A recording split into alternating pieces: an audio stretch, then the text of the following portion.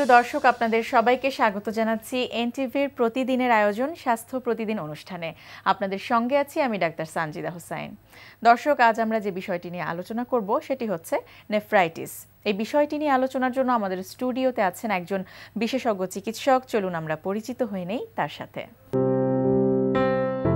Doctor Shamim Ahmed 1954 সালের জানুয়ারিতে ঢাকা জেলায় জন্মগ্রহণ করেন। তিনি 1971 সালে ঢাকা মেডিকেল কলেজ থেকে এমবিবিএস ডিগ্রি লাভ করেন। এরপর তিনি চিকিৎসা বিজ্ঞানে উচ্চতর এফসিপিএস ডিগ্রি অর্জন করেন। তিনি জাতীয় কিডনি ইনস্টিটিউটের প্রাক্তন পরিচালক ও অধ্যাপক। আপনাকে স্বাগত জানাচ্ছি। ধন্যবাদ।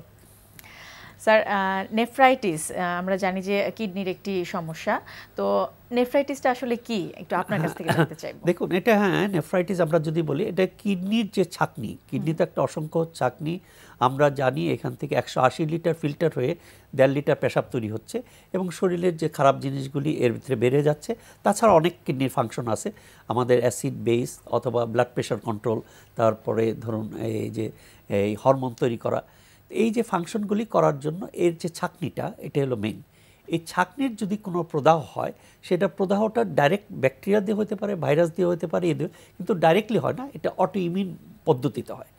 সেই জন্য এই কী হয়, প্রদাহর ফলে আপনি প্রোটিন লিক করে, অর্থাৎ অ্যালবুমিন বের হয়ে যায়, ব্লাডে অ্যালবুমিন লেভেলটা কমে যায়, শরীরে পানি এসে যায়।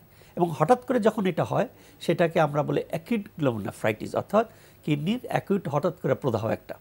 আর যখন ধীরে ধীরে হয়, ধীরে ধীরে মাস বা বছরে, সেটাকে আমরা বলি নেফ্রোটিক সিনড্রোম।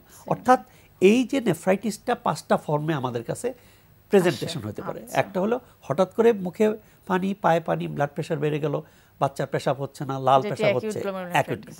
আরেকটা হলো ধীরে ধীরে বাচ্চা ফুলতেছে এবং আস্তে আস্তে ফুলে যাচ্ছে, পেশাব কিছু হচ্ছে, বাচ্চা বুঝতে পারছে না, ধীরে ধীরে 6 মাস পর একদম ফুলে যাচ্ছে, সেটা হলো নেফ্রোটিক সিনড্রোম। আরেকটা ধরন হলো যে হঠাৎ করে যে পেশাব বন্ধ হয়ে গেল, এটা কিডনির ফাংশনটাও নষ্ট হয়ে যায়, অ্যাকিউট গ্লোমেরুলারনেফ্রাইটিস বা আরপিজিএন। এই যে আমাদের ফুটবল প্লেয়ার মুন্না যে ছিল, ওনার কিন্তু এই আরপিজিএন, এই নেফ্রাইটিস থেকে কিডনি ড্যামেজ হয়ে গেছিলো। চতুর্থ যেটা হয় যে অনেক দিন থাকে আমরা জানি না, হঠাৎ করে আমাদের কিডনি ধরা পড়ে, হয়তো 15 বছর, 14 বছর অথবা 20 বছর, যে ক্রনিক রেনাল ফেলুর হয়ে গেল, অর্থাৎ কিডনি তখন আর কাজই করে না।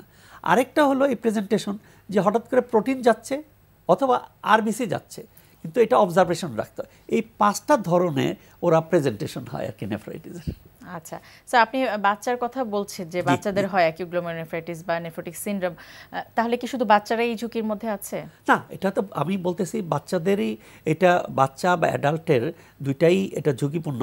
কিন্তু বাচ্চাদের যদি অ্যাকিউট গ্লোমেরুলারনেফ্রাইটিস যেটা হয়, এটা কিন্তু সবসময় হয় একটা ইনফেকশনের পরে, যেমন খোঁজপত্রার থেকে হতে পারে, থ্রোট থেকে হতে পারে, অথবা যে কোনো ইনফেকশন। এটা কিন্তু প্রিভেন্টেবল এবং সম্পূর্ণ যদি ভালো চিকিৎসা সম্পূর্ণ ভালো হয়ে যাবে। কিন্তু আরেকটা যেটা আছে নেফ্রোটিক সিনড্রোম, ওইটার চিকিৎসাও আলাদা, ওইটার জন্য একটা স্টেরয়েড, একটা হরমোন লাগবে এবং ওইটা সারতেও একটু কষ্ট হয়। এই জন্য আমি বলতেছিলাম বাচ্চাদের যদি এটা চিকিৎসা সঠিকভাবে করা যায়, তাহলে সম্পূর্ণ সুস্থ হয়ে যেতে পারে।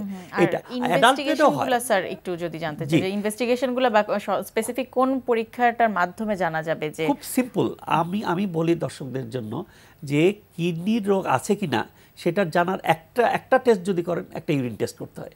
সেই ইউরিনে অ্যালবুমিন যাচ্ছে কিনা, যদি প্রোটিন লিক করে, এটা নেফ্রাইটিস। এখন এখানে একটু কথা আছে, আমাদের যে ল্যাবরেটরিতে অনেক সময় 1+ অ্যালবুমিন বা ট্রেস বা 2+, সব অ্যালবুমিন যে গ্লোমেরুলারনেফ্রাইটিস তা না। আমি একটু বলি, যেমন ইউটিআই, এটা প্রোটিন যেতে পারে, পাথর থাকলে প্রোটিন যেতে পারে, অন্য ইনফেকশন থাকলেও প্রোটিন যেতে পারে, ওষুধের জন্য প্রোটিন যেতে পারে, জ্বর হলেও প্রোটিন যেতে পারে, এক্সারসাইজ বেশি করলেও প্রোটিন যেতে পারে, কনভালশন খিচুনি সেটাও তো প্রোটিন যেতে, হার্ট ফেলিওরও প্রোটিন যেতে পারে।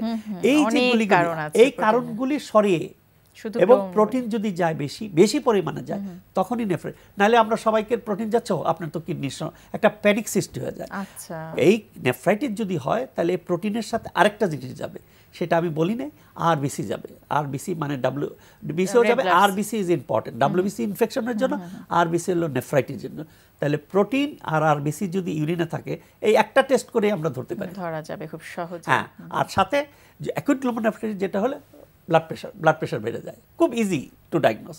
বাট জানতে হবে, মুখটা ফুলে গেল, পাটা ফুলে গেল, পাটা ফুলে গেল, পেশাবটা কমে গেল, ব্লাড প্রেশার করলেন বেশি, পেশাবটা করলেন অ্যালবুমিন, বাস ক্লিয়ার, একদম ক্লিয়ার। এতে কোনো বেশি পয়সা খরচ হয়, কিন্তু এই নলেজটা থাকতে হবে, এই জ্ঞানটা থাকতে হবে, এই জিনিসটা সম্বন্ধে আইডিয়া থাকতে হবে।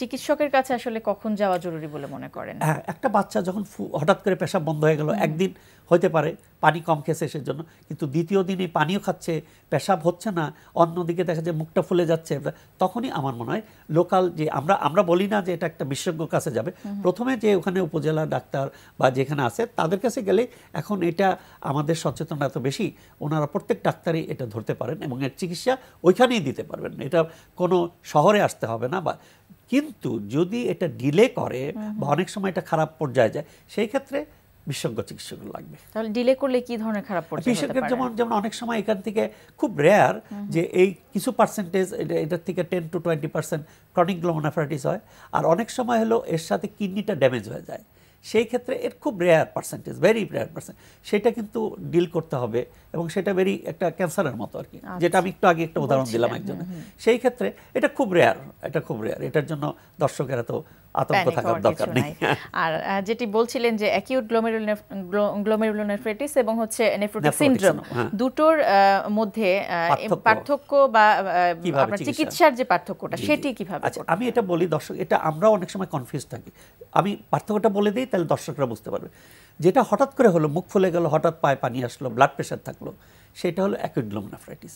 আর যেটা ধীরে ধীরে হবে, আস্তে আস্তে পানি আসবে, ধীরে ধীরে যাবে এবং পেশাবও হবে কিছু, এবং ইউরিনে ইউজুয়ালি নেফ্রোটিক সিনড্রোমে আরবিসি যায় না, মানে লাল হয় না, এবং ওইখানে নেফ্রোটিক সিনড্রোম বাচ্চাদের ক্ষেত্রে ইউজুয়ালি ব্লাড প্রেশার থাকে না, অ্যাডাল্টের থাকতে পারে। তাহলে দুইটা ডিস্টিংশন পয়েন্ট, একটা হলো সময়, একটা হলো ব্লাড প্রেশার, আর একটা হলো ইউরিন আরবিসি, দুই জায়গায় প্রোটিন যাবে।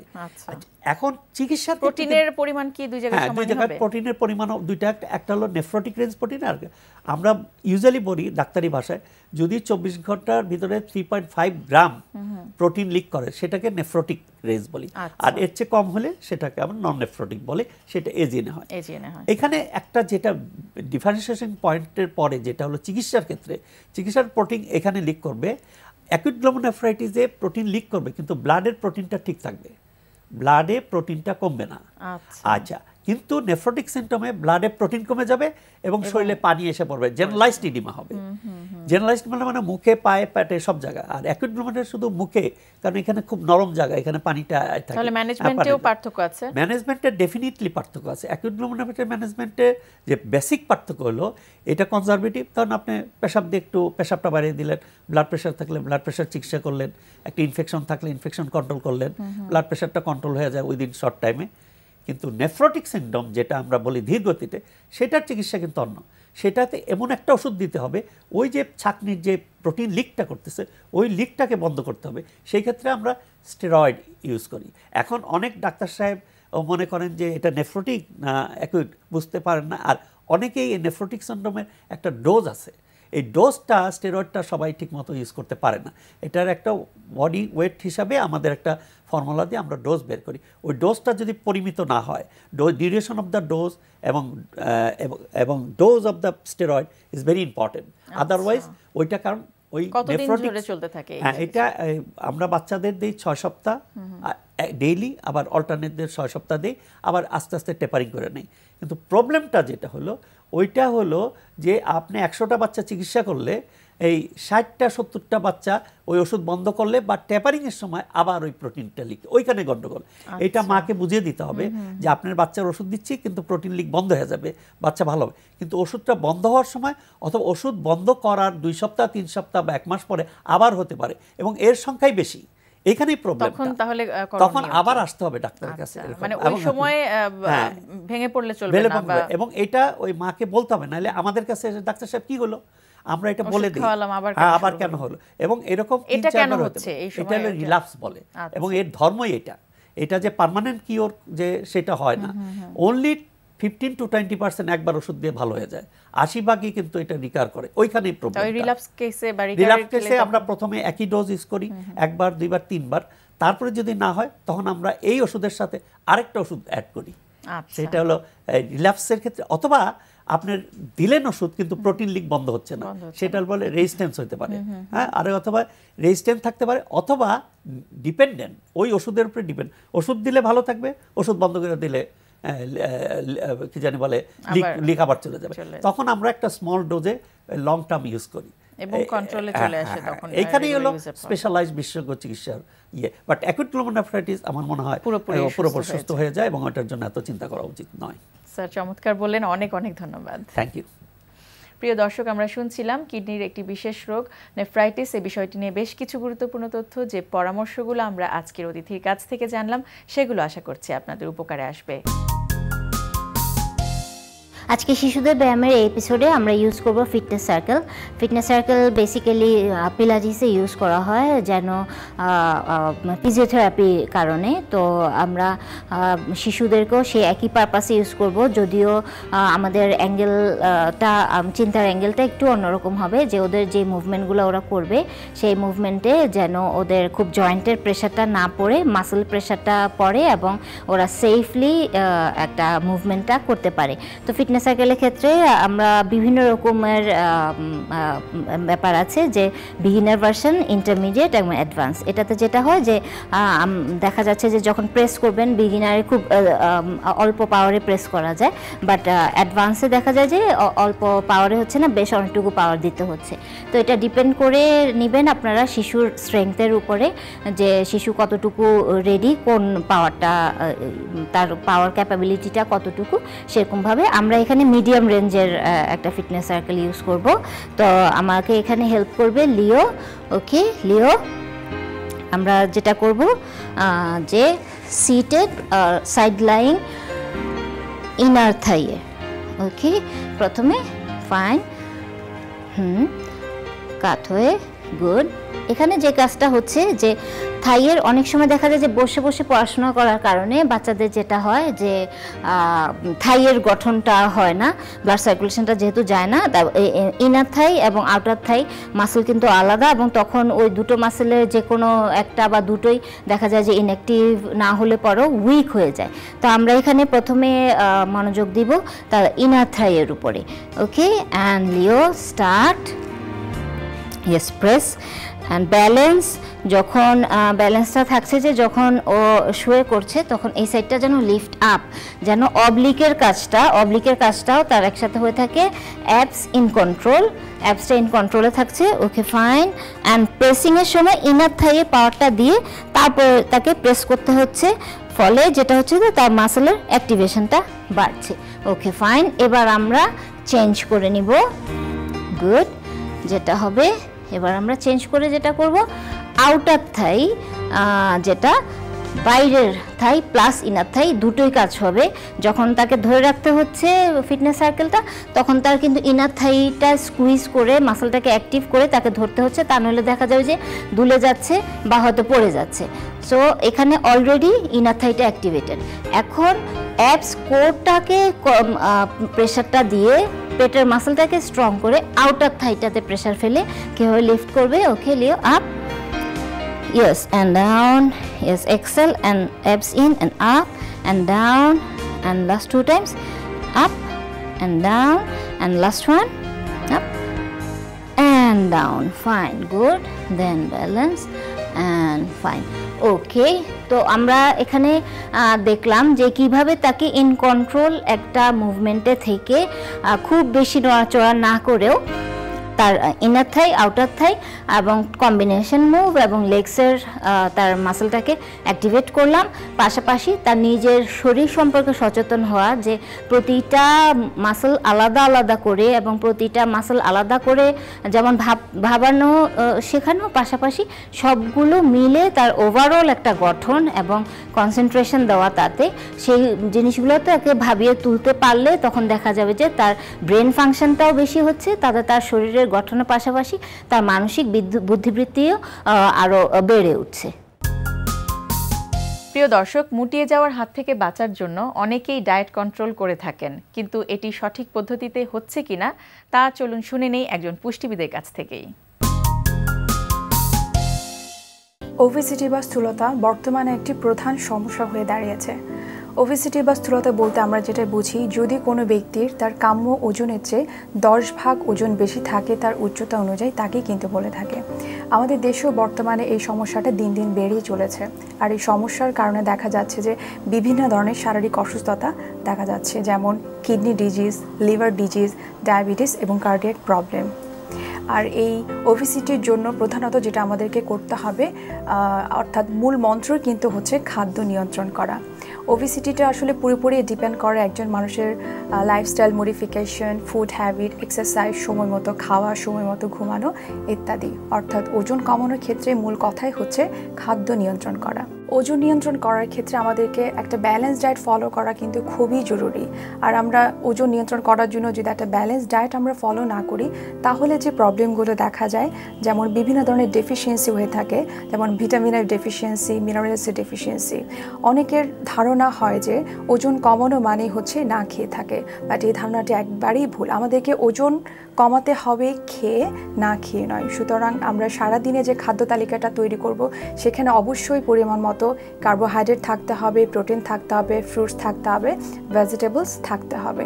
আর এই জিনিসগুলো যদি আমরা মেনটেন না করি বা একটা প্রপার ব্যালেন্স ডায়েট যদি আমরা মেনটেন না করি, তাহলে যেটা হয়, বেশিরভাগ ক্ষেত্রে হয় যে মাথার চুল পড়ে যাচ্ছে, স্কিনের গ্লোরি কমে যাচ্ছে, নখ ভেঙে যায় এবং দেখতেও দেখা যায় যে অনেক রোগার মতো লাগে। তাই আমাদেরকে ওজন কমানোর জন্য একটা প্রপার ব্যালেন্স ডায়েট মেনটেন করা খুবই জরুরি। ওজন কমানোর জন্য আমাদেরকে প্রথমেই যে জিনিসটা হয়তো চিন্তা করতে হয় যে আমরা কোন খাবারটা কতটুকু পরিমাণে খাবো।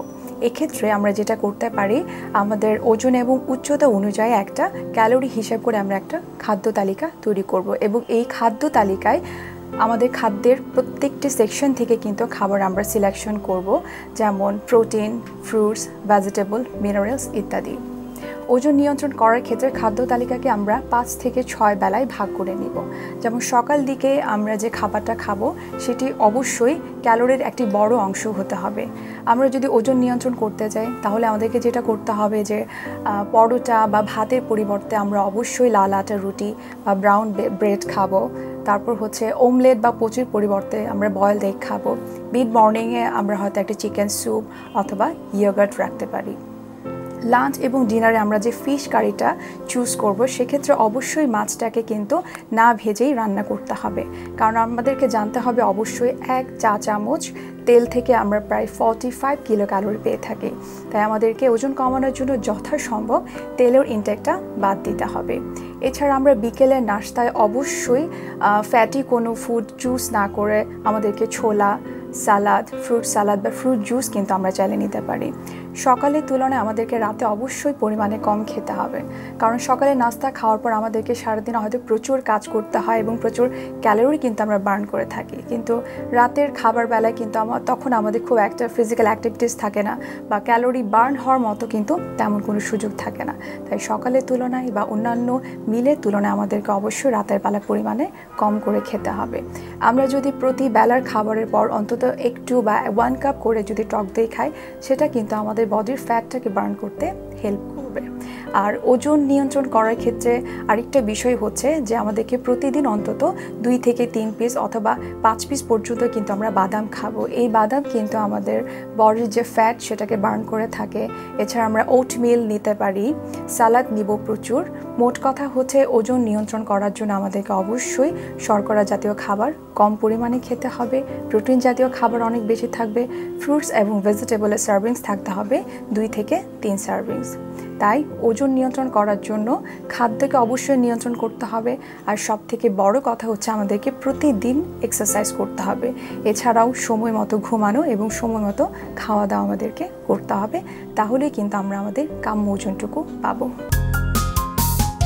দর্শক, স্বাস্থ্য প্রতিদিনে আজকের হেলথ টিপস। তীব্র রোদে গেলে সানগ্লাস ব্যবহার করুন, এতে শুধু চোখ নয় আপনার মনটাও সজীব থাকবে। প্রিয় দর্শক, স্বাস্থ্য প্রতিদিন সম্পর্কে কিছু জানতে চাইলে কিংবা কোনো পরামর্শ যদি আমাদের দিতে চান, তাহলে আমাদের জানাতে পারেন এই ঠিকানায়। প্রযোজক স্বাস্থ্য প্রতিদিন, এনটিভি, বিএসসি ভবন, 7 তলা, 102 কাজী নজরুল ইসলাম এভিনিউ, কারণ বাজার, ঢাকা 1215। ফ্যাক্স 914338 থেকে 7 পর্যন্ত, অথবা ইমেইল করুন স্বাস্থ্যপ্রতিদিন@ntvpt.com এই ঠিকানায়। দর্শক, স্বাস্থ্য প্রতিদিনের আগামী পর্বে আপনাদের জন্য যা থাকছে, এটা একটা অস্থিসন্ধি। এর ভিতরে সামনে এবং পিছনে তার লিগামেন্ট রয়েছে। আচ্ছা, ভিতরে চন্দ্রাকৃতির কিছু মিনিসকাস বা তরুণাস্থি রয়েছে, বাইরে কিছু লিগামেন্ট রয়েছে। তো কোনো কারণে যদি ভিতরের লিগামেন্ট ইনজুরি হয়ে যায় কিংবা মিনিসকাস কিংবা এই তরুণাস্থি ইনজুরি হয়ে আঘাতপ্রাপ্ত হয়, তখন বড় করে না কেটে শুধুমাত্র ছিদ্রের মাধ্যমে একটা কি হোল সার্জারির মাধ্যমে এই চিকিৎসা করা যায়। এটা একটা অস্থিসন্ধির সর্বাধুনিক চিকিৎসা পদ্ধতি। প্রিয় দর্শক, বিশ্বের যে কোনো প্রান্ত থেকে যে কোনো সময় এনটিভিতে সম্প্রচারিত আপনাদের পছন্দের অনুষ্ঠান স্বাস্থ্য প্রতিদিন দেখতে চাইলে ভিজিট করুন আমাদের পূর্ণাঙ্গ ওয়েব পোর্টাল www.ntvbd.com। আজ এ পর্যন্তই। সবার সুস্থতা কামনা করে বিদায় নিচ্ছি। আগামীকাল আবারও দেখা হবে ঠিক একই সময় এনটিভির পর্দায়।